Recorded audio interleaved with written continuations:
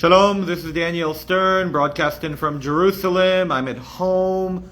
Today is October 14th, Saturday, Shabbat, a week from when the war started.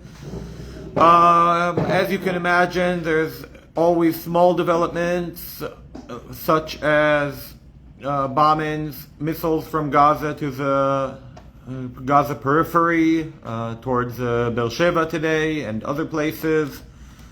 Today I wanted to share with you a little about what we did today at the congregation, at Ro'ei Israel, at Keilah, at Netivyah. We had a very lovely morning service. We used extra security precautions and had the door bolted with mostly myself but also others at the door to keep an eye on who would come in and who would go out and to keep the door bolted. But we kept the security blinds down throughout the service. But overall, it was a very good service. We did our usual prayers, the Shachrit, the Amidah, the Kriyat Torah, the works. And then Eve gave a very good message relating his experience with the Ukraine war to what is happening now. After that, we had something that we never do. We took a period of time to have a freestyle prayer, where each person who wanted to could raise their voice, lift up their voice to God, one after another, for a period of time. And that was very powerful and very good. After that, we blessed one of our sisters who was returning to the Netherlands after 13 years in Israel. And then followed that up with finishing the prayers and sharing a few little stories, two of which I want to share with you right now. One of them is that I've mentioned it in a previous video, but I think it's worth sharing again, which is that many of the restaurants in Tel Aviv, which are with very, very popular and famous chefs, and usually sell shrimp wrapped with bacon on Shabbat and other such fun unkosher things, have made the choice to kosherize their kitchens so that they could prepare meals for the soldiers.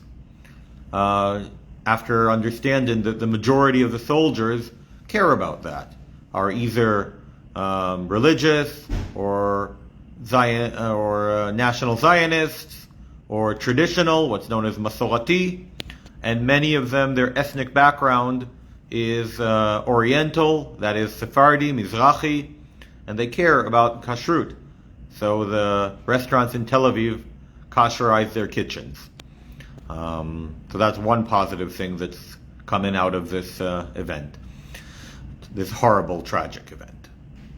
Another minor thing is when there were reports that when one of the army outposts was recaptured, and there were some soldiers still in there alive, hunkered down in bunkers and locked in, keeping themselves safe.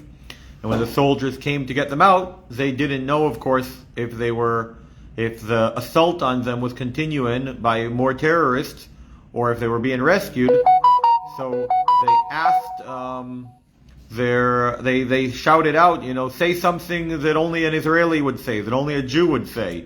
And the soldiers' response was, Shema Israel, Shema Israel, Hear O Israel, Hear O Israel, which of course is the beginning of Hear O Israel, the Lord our God, the Lord is one. Shema Israel, Adonai Eloheinu, Adonai Echad. So those were two little things that cheer me up. Additionally, I just want to add and tell you that the morale is very high among the troops. They are ready, geared, ready to go. The situation is tragic. The country is in shock. There's over 1,000, I believe by now it's 1,450, but maybe I'm confused and it's 1,350 casualties. There's still many, many kidnapped. Over 150 are held hostage prisoner in Gaza. And nevertheless, the soldiers are ready. The soldiers are ready to go in.